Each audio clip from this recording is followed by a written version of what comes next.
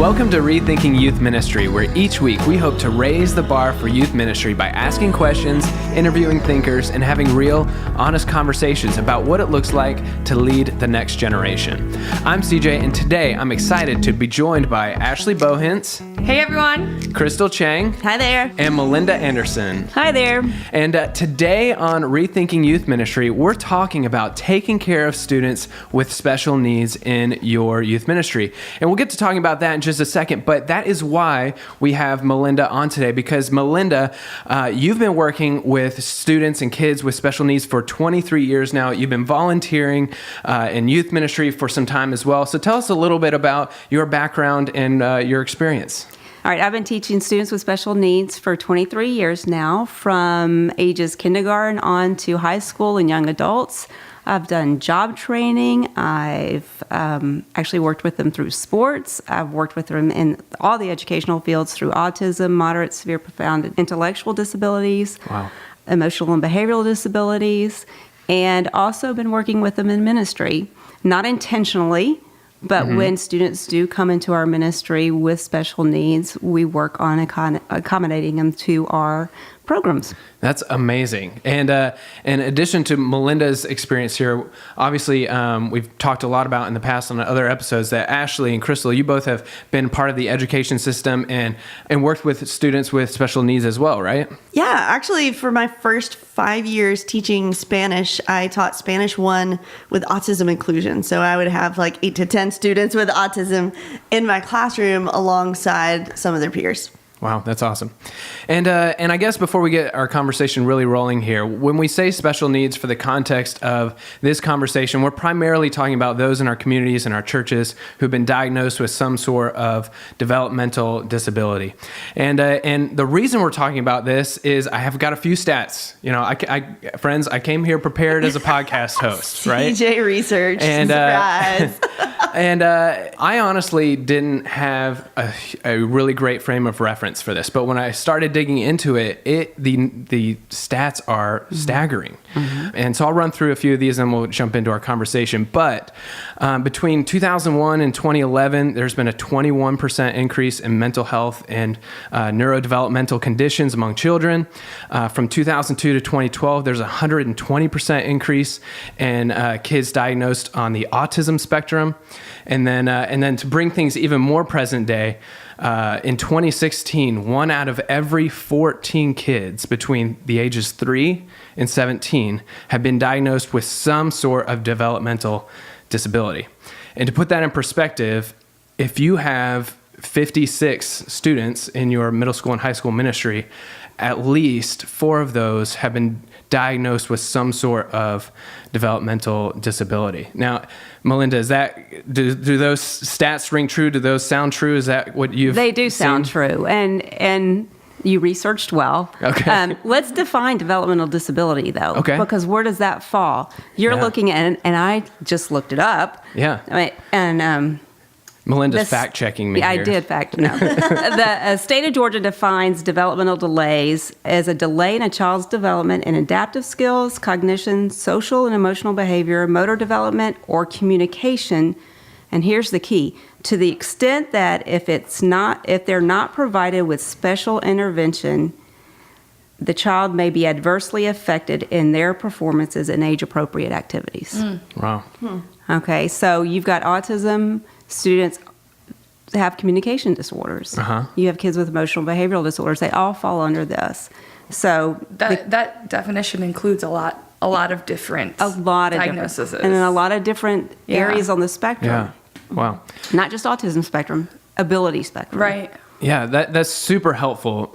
Just to, I guess, because when you think the phrase special needs, for most people something comes to mind, and the reality is that there are students all over with all different kinds of special needs, right? It isn't just autism. It isn't just, X, Y, or Z. And that's kind of the point of this conversation is how do we as youth ministry leaders serve all of them in all of their unique needs, right? And so I guess to get our conversation going, maybe a good place to start is with a very big question, but it's how is the church doing as a whole serving and ministering to those with special needs?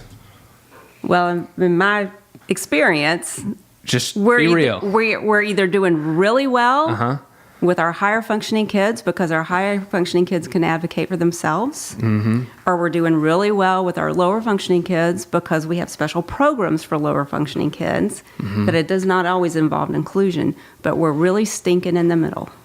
Yeah, I'd agree with that. I'd also say I think some churches don't even acknowledge it and don't have something that is intentional for students with special needs, not because they don't think it's important necessarily, but maybe because they don't have someone in their church that's super passionate about helping.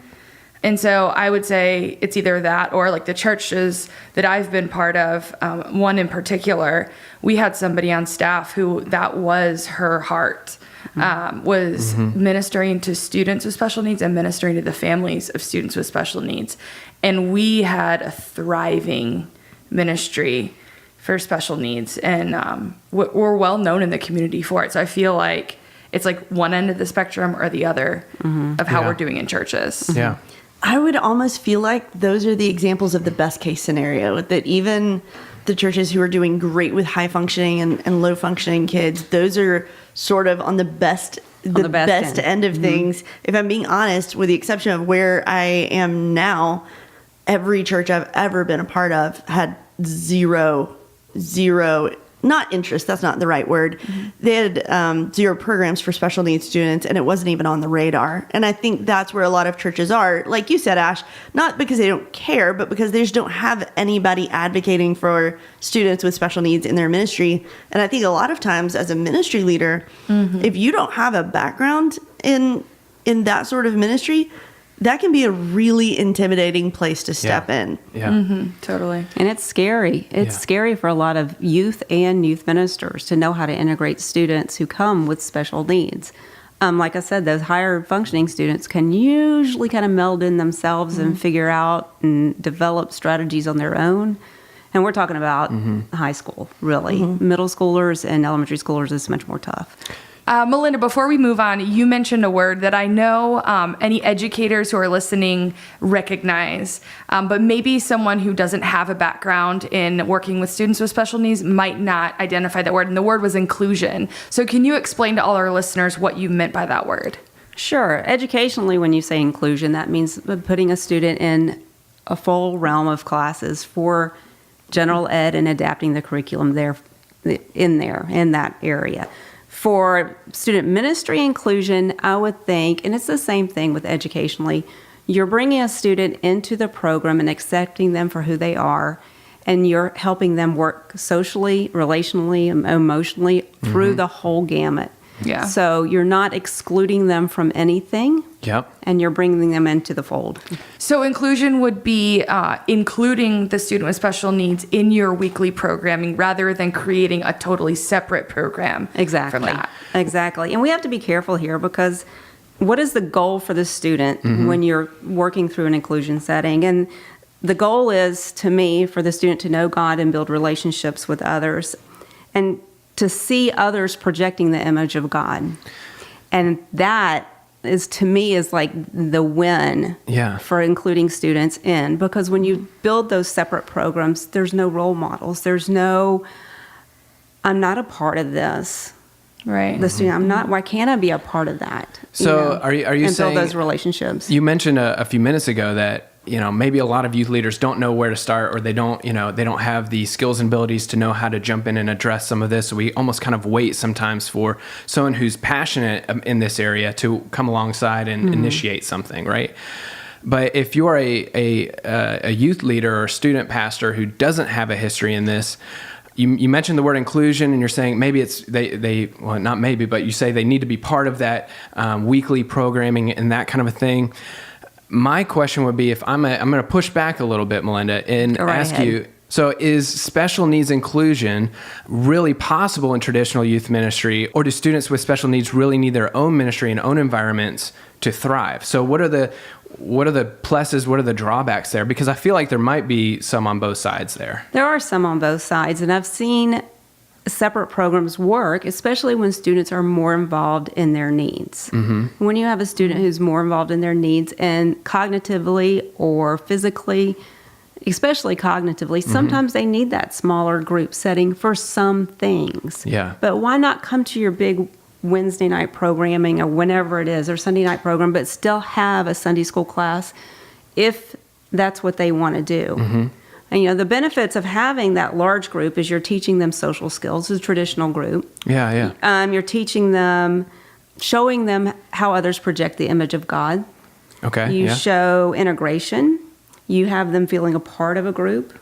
And you're giving them self-worth. Yeah. They're not being taken away to this small setting. That's so good. I would also say, in the youth ministries I was part of, it was so different for every kid. Like some of the students could experience full inclusion for an entire program. And some of the students, would come in after worship so that it wasn't as loud. Or some students would come in only for worship and then leave. And so it was so dependent on each kid, and which makes it harder for youth pastors because you have to know all of that. Well, it absolutely makes it harder. And I think that's where we come in with, we have in education, we have the IEPs, the individual education plans. So each student who has special needs has an IEP, an individual plan. You're saying in the public school systems, there are these IEPs that, okay. Right. And it outlines their day. It outlines what kind of goals we need to use for them personally. And each student's IEP is not like the next one's. So when you think, how am I going to integrate that student into student ministry? They don't have an IEP for student ministry. But maybe it's a good idea to look at their IEPs, because most of our students with IEPs have social emotional goals on there. What are they working on? They have behavioral goals. They do have educational goals that can be used because you kind of know what their reading level is. So how would a youth minister go about getting that IEP? They've got to develop a relationship with the parent. Now we're talking about high schoolers. High schoolers, depending on their ability level, have the right to give that IEP to the youth minister. Oh, wow. Okay. Yeah, but if they're younger than that, then you've still a good idea to develop relationships with the parents. Say what works for your student, what doesn't. Can we sit down and go over the IEP together? Maybe. Or can I have access to your student's teacher? Wow. And your student's teacher probably has the best relationship outside of parents. Maybe. We know all youth don't have great relationships with their parents, but the teacher, usually there's a point person in the school. When teaching students with special needs, one of my favorite parts of that process was this IEP, this individualized education plan. And what that meant for me as a teacher, which is that at the beginning of a year, when I had a student for the first time, I got a document that told me everything the student was working on, everything socially, emotionally, all the things that you might not know about every student in your classroom. It was like a cheat sheet. And I had a meeting with every person on that kid's team. And that kid's team usually included the parent. It usually included some sort of caseworker or someone who was advocating for them. Sometimes it included members of their church staff. That's something that's allowed. You can be on a kid's team. And everybody who cared about the kid would sit around with the high schooler, because they're old enough to be in those meetings, and decide for the year what's the goal. And then going from that environment into a church environment where it was just like, good luck. Right. Dropping them into a mass of kids. Yeah. Wow, I would love to have a meeting with parents and teachers and say, what is the goal for this kid who is somewhere on the autism spectrum? Or what is the goal for this kid with Downs or with some sort of developmental delay? Like, what should we be working towards together? I would love to see churches start to do that. And the intentionality in that is so crucial. I mean, as teachers, we might meet with our parents regularly. Oh, for sure. To talk about goals and with the students. Also because it's required. And because by law. And it's required to be early, is that right? Because mine were always so early in the morning. It's required by law. We're required to. But what do we learn out of that? And what can we take back to the churches is that can you be can you intentionally meet with your parents who have kids with special needs? And can the parents be honest? Because a lot of times when they come into the churches, they don't want you to know that their child has special needs. That's what I was just going to say is for youth pastors listening, like asking for the IEP is like asking for their medical records. Exactly. Yeah. So this isn't something that like you should ask without having a relationship, because it would be a more offensive maybe to That's parents. a really good point. And I think also, Crystal, when you were just talking about what's included on the IEP, I think like what would better serve a kid than if the parents, the school, and the youth ministry were all speaking the same language, giving the kid the same directives. Like Same cues. that's the best way we can help a kid with special needs win. Yeah. And we've got to be real careful as youth ministers or volunteers or whatever, when we go into a church and we say, that kid's a little different. You know what? That kid just might be different. Yeah. So however you approach that kid. Especially in middle school. Yeah, because all middle schoolers are quirky. And we have to be really careful about the language we use and how we approach the student and parents. Right. And a lot of times it's just asking the students, hey, what kind of classes do you take? How many students are in your class? And you'll kind of get an idea of what's going on It's so good. before you approach the right or the wrong person and really offend somebody. So youth ministers, volunteers, we're teetering on an edge. And some of, like you guys as teachers, Ashley and Crystal, you kind of got that sense. But we still have to be careful because sometimes we overanalyze kids. It's so And we true. are wrong. Oh, so many times that's happened. Do you want to know my secret question when I want to know but I don't want to ask? Yes. Sure. I say, hey, like, how are your classes? The same ones that you said, like, well, what kind of classes do you take? And then I will ask, so do your parents know your teachers well, or are they kind of hands off with that? And that's a usually good when a question. kid says, my parents know my teachers well, they'll say, oh, and they meet with them a lot. And I'm like, oh, tell me more. Interesting. That's my secret question is, do they I know love your that. teachers well? That flies under the radar. That's nice. Of course, I wish I sometimes I would've- also end up with just a super involved parent. I know. Yeah, you Well, then you know the helicopter parents too. I remember in my middle school ministry, we had a student who, to this day, we haven't been told whether he had special needs or not. But the problem is everybody knew he did, but his dad served in the ministry too. But his dad never said one word about it for the entire 3 years. So it was very hard Yeah, to that is hard. to help the student. Look, this makes me think of when you said like sometimes parents are in denial or they don't want to bring the IEP stuff to church. They just want them to be treated like a quote normal kid. But it made it really difficult because I don't feel like we were able to minister to him the way he may have best received it because we didn't have the tools to do that. And I had a great relationship with his dad. His dad just was so set on he wasn't going to have special, I have a similar story where I had a student that he obviously had special needs. Everybody knew it. The parents were upfront about it, the whole thing. But I was overprotective because I know what I'm doing because I'm a special ed teacher, right? So I was overprotective with him. And she's like, why aren't you treating him like you treat the rest of the kids? I'm like, oops, you're right. Why aren't? And this is one of my biggest pet peeves with student ministry is when they let their special needs kids become their mascot. Oh, gracious. Have you seen that happen? Yeah, for sure. It's horrible because, you want to, I call it the mascot syndrome. And avoid the mascot syndrome. Students with special needs are not hiding behind a costume, that they can take off and all of a sudden they're fine. This is who they are, and you can't make them your mascot. Your job, or my job, or anybody's job who works in ministry is to help them become a part of the relationships that you're building within your ministry and that relationship with God, and not become, oh, he's so cute. Oh, look at him. He's, we've got this kid, Yeah. Because there comes a point for every teenager when they don't want to be so cute. Isn't that right? Exactly. Or yes. treated like they're a toddler and they're just adorable.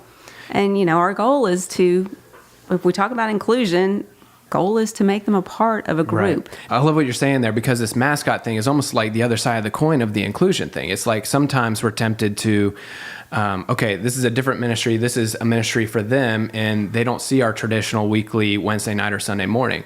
But now what you're talking about is sometimes the tendency of, small group leaders like myself or youth leaders, we almost point them out so much. And it's just like, no, the point is to let them grow as part of a small group, as a part of the body of Christ, as a part of a youth ministry, not single them out one way or another. Exactly. On the flip side of that, what I see a lot of youth pastors do as well is like when a new student comes with special needs, the youth pastor or the small group leader will talk to the parent rather than to the kid, as if the kid can't represent themselves. And this becomes a bigger issue as they become a teenager.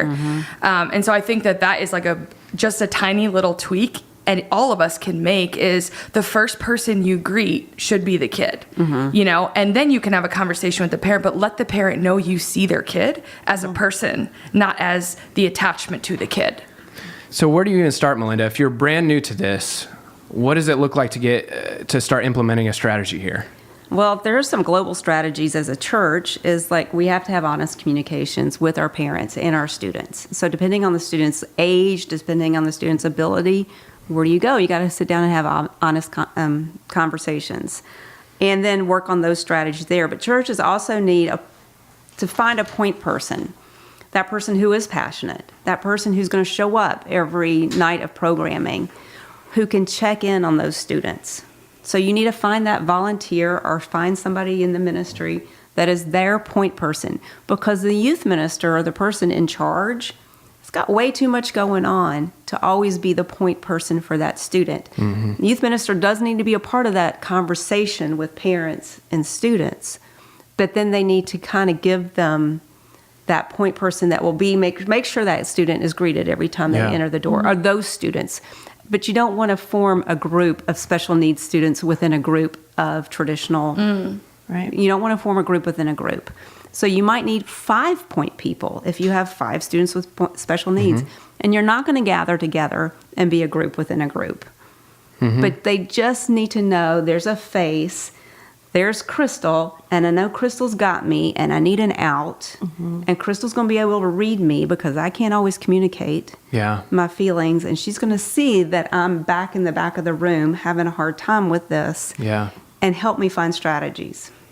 That makes sense. And just like I think the student needs a safe person, the parents need a safe person when they drop that student off, that they recognize that the same person is going to be there walking them in, or the same person is going to be the person I text and say, hey, is everything going okay? The same person actually is safe enough that they know what's going on with my student. So good. I think you almost have to create a group of safe people within your ministry that parents can talk to about their students with special needs. I think it's crucial, and I think it's crucial too that person is not overbearing.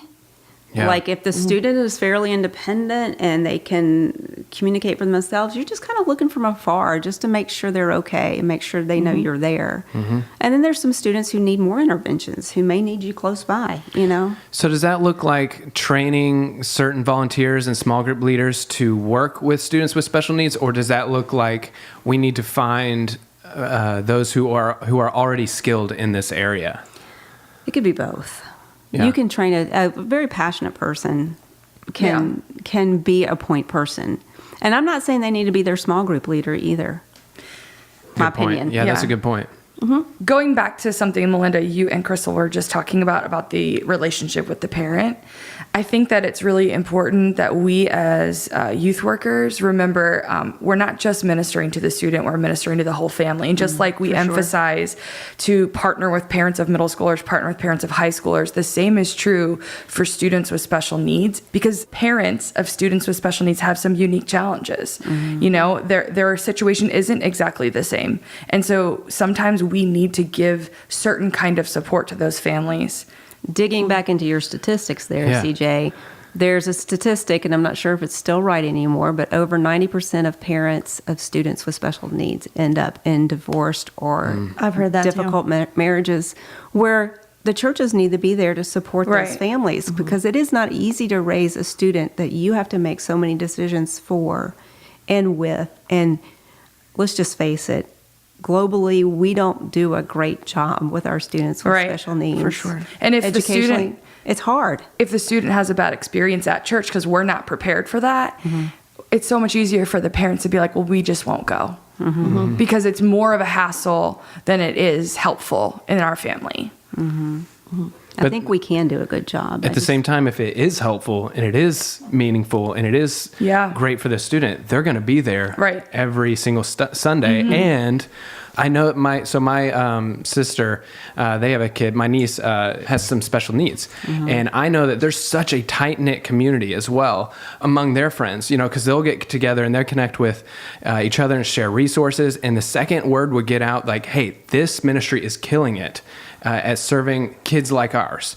That word is going to spread and that ministry is going to grow. And it's such a great way to serve your community. And the community is well served. I think when you can address the needs of the students, no matter who they are. I mean, students with special needs, we've talked about developmental delays, but we can just go into the realm of students just have needs. Yeah. And when you're kicking it with them, they'll hear kids come. They flock to where they're wanted. True.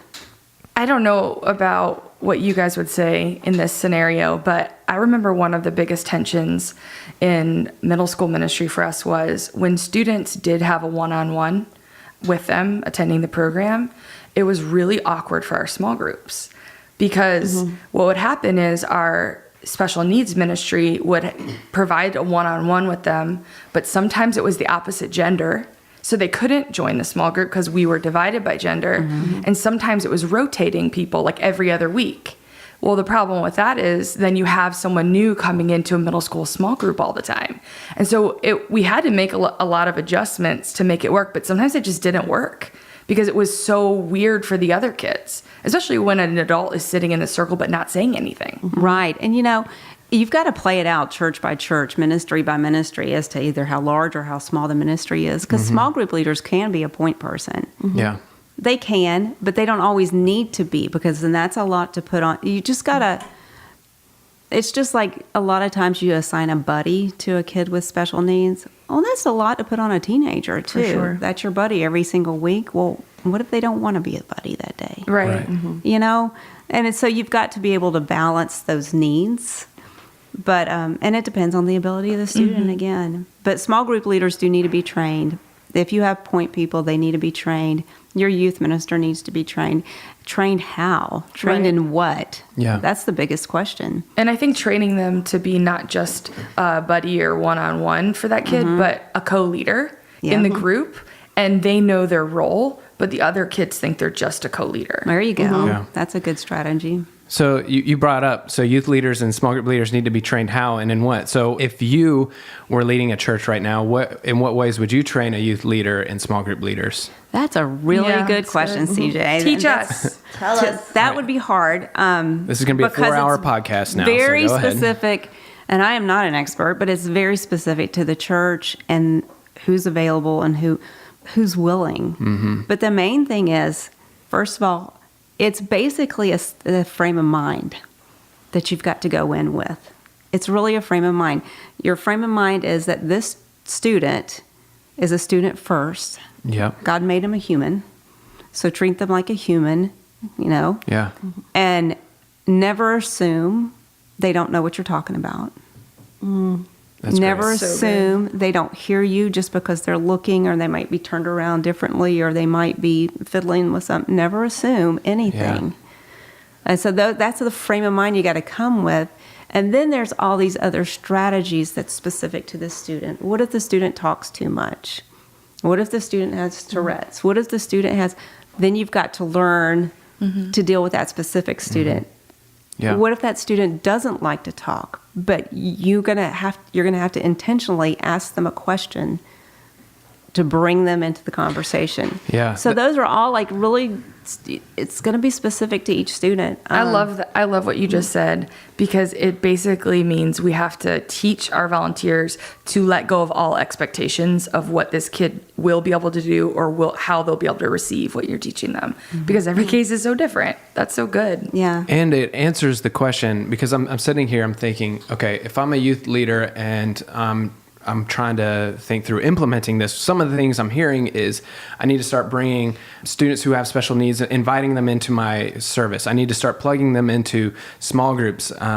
And I could see red flags going up like, oh, isn't this going to distract other students? Or isn't this going to bring some crazy variables into my program and that I'm not ready to deal with, my small group leaders aren't ready to deal with. But that's what you're talking about. Like, hey, before you get to that point, we also need to train ourselves. We need to inform ourselves. We need to equip small group leaders because, hey, we're moving in a direction and we all need to be on the same page so that this works.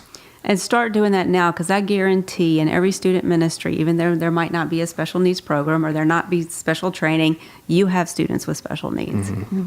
So start that frame of mind now and really work on, you don't have to like intentionally invite, but work on those strategies. Just try implementing the strategies naturally. We naturally have a lot of kids that do not like worship time because the music is too loud. And we are not going to say they're all on this autism spectrum. They just don't like loud music. So what are you going to do now? You're going to provide headphones. You're going to provide earplugs. You're going to give them an out. It's okay if you stand in the back. It's okay if you go out the door for a few minutes. You're going to allow those things to happen.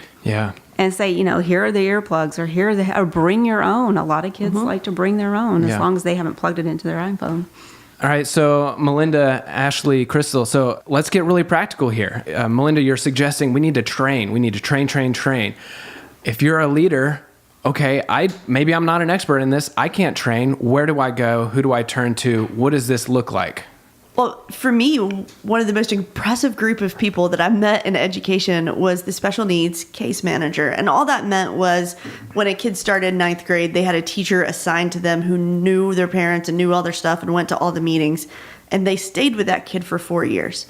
But these case managers, you guys, are so committed to these kids, and I've seen them go to Publix and talk to the Publix manager because the kids had an after-school job. I've seen them go to coaches and talk to coaches because kids were on the team, and I would be shocked if a case manager wasn't willing to talk to a small group leader with the permission of the parents. Of course, you have to start with the parents. You have to have those conversations to get that access. But then once you do, I think a kid's case manager would be the expert, not only in that particular diagnosis, but in that particular kid to talk to the small group leader. Yeah, that's great. Go to the local schools. Exactly what she said. Go to the local schools and tap into those resources. And I'd be careful too. You talked about inviting special needs kids. That's a real sensitive area, because once you start inviting special needs kids intentionally, then you've pointed them out as having special needs. So how are you going to do that? And this is a question that I don't really have an answer to, because you want to bring in, but how are you going to do that sensitively where you're not saying, this is my general ed population, and now we're inviting this special needs population. You don't want to divide your youth group. Right. You know, the special needs ministry at my church, the volunteers all the way through elementary school wore these red shirts, and everybody knew that it was associated with that ministry. And then when the students moved into middle school, it was like such a tension in trying to figure out like what's more valuable, like that the parents know the volunteers with their kid and you can identify them in the room, or is it better for the kids not to know who has a one-on-one and they just blend in as every other volunteer? So that was one of the tensions we had to work through was how do we not call them out? Because it's hard to be in middle school. It's hard to be. You know, you change, because in elementary school it's socially acceptable more so than it to have special needs than in middle school and high school. So you have to be real sensitive to that as far as, and it depends on the ability level of the student. And high schoolers get really, really good, particularly high-functioning high schoolers get really good at masking and covering and coping for an hour so nobody knows. And while that's not a bad thing, I also think there's some value in a small group leader or a trusted adult knowing, hey, you might be struggling and no one else can see it, but I can check in on you. I can ask if you're doing all right or if you want to step out. I think there's value in somebody knowing, even if the kid doesn't present something that might require them to have a one-on-one buddy all the time. It's good.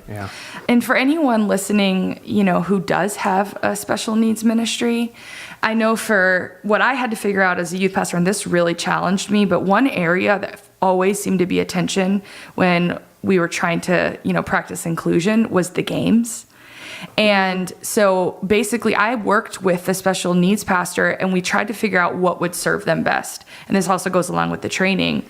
It required me as the person planning the programming to be planned out way further in advance than I had before, because what would happen is I'd have to write every single step of the game and how it was played. And then we would send it to the special needs ministry leader, and she would train every single one-on-one how you could adapt that game so every kid could participate.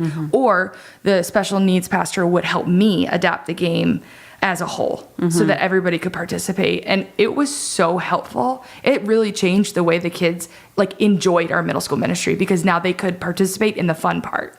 Yeah, when I was thinking about this podcast, I was thinking about worship and games and how big some of our programming is in some churches and how overwhelming it could be for some students. So those are real practical suggestions, real good strategies. Routine. Routine is key, not only for your students with special needs, but for all your students to know what is expected and what expectations you have for them in the night of worship or in the night of programming, whatever it is. And the other thing that's key that you said was having it spelled out. Messy games are not going to be good for all our kids with special needs. They hate messy games. So balance your messy game. It's okay to have messy games. Don't take that away, but balance it with something else and then modify or adapt some programming so everybody can be included at some point or another. Yeah. Inclusion, when you have upfront games, you're not going to have 200 kids up front doing a game. Right. So make sure you just balance the games out between messy and not messy. So just a really practical example of how a simple game can be adapted with one little change in the rules. We used to play this game where the two small group leaders held this really tight string, and there was a solo cup on the string. We put a hole in the middle, and it was just 5 inches off the ground, and the students had to crawl and blow into the cup to move the cup from one side of the room to the other. And it was a relay race. Well, we had a student who was in a wheelchair.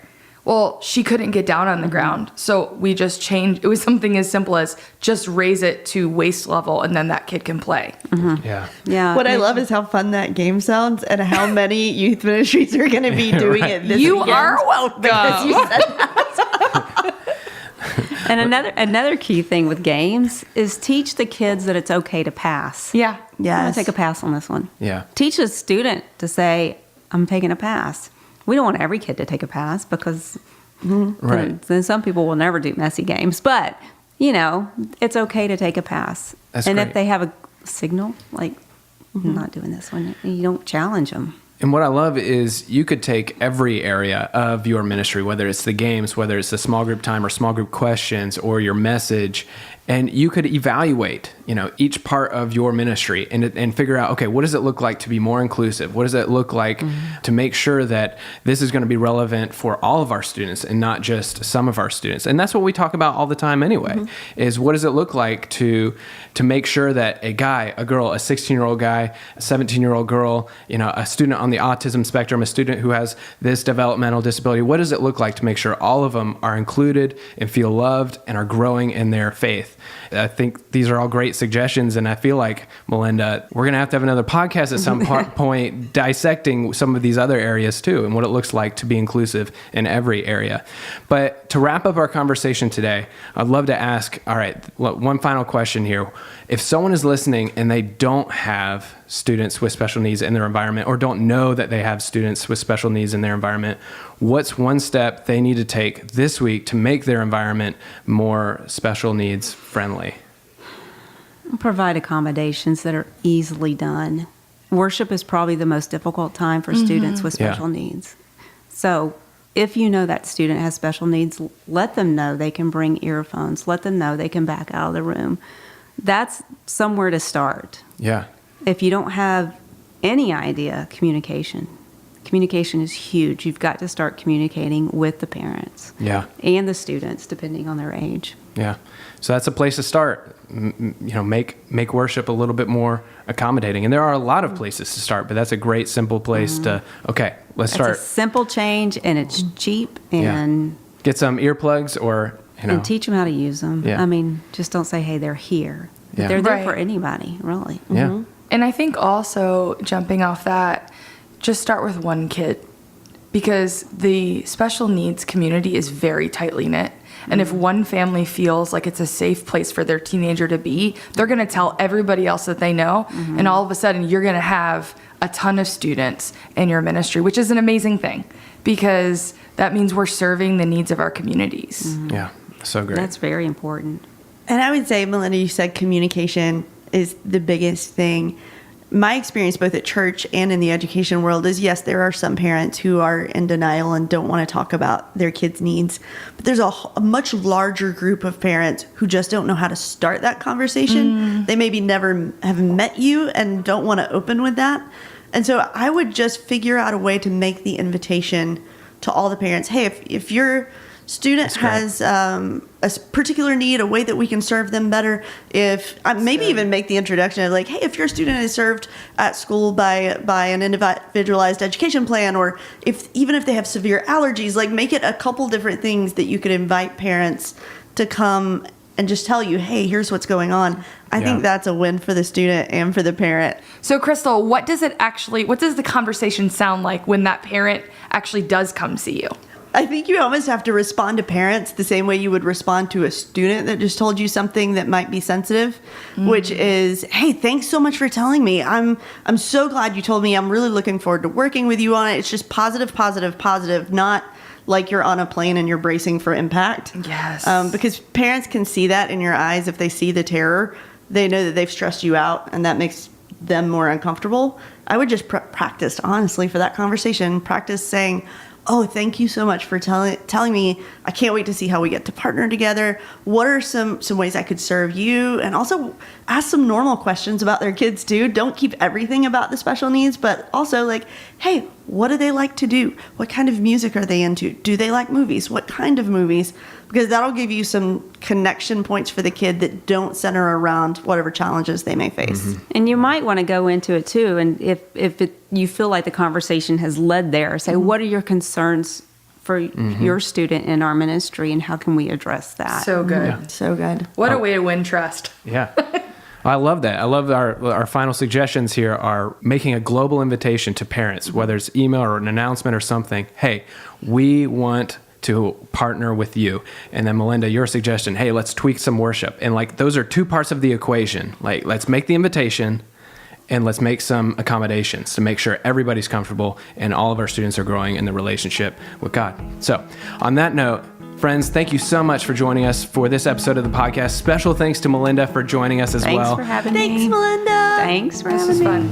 And hey, as we wrap, for those of you listening who have a strategy for serving those with special needs in your ministry, we would love to hear what you're doing, what's working well for you. And the best way to share your thoughts is to join our Facebook group, and we'll have a link to that in our show notes. And you can find those show notes by visiting rethinkingym.org. Until next time, thanks for listening.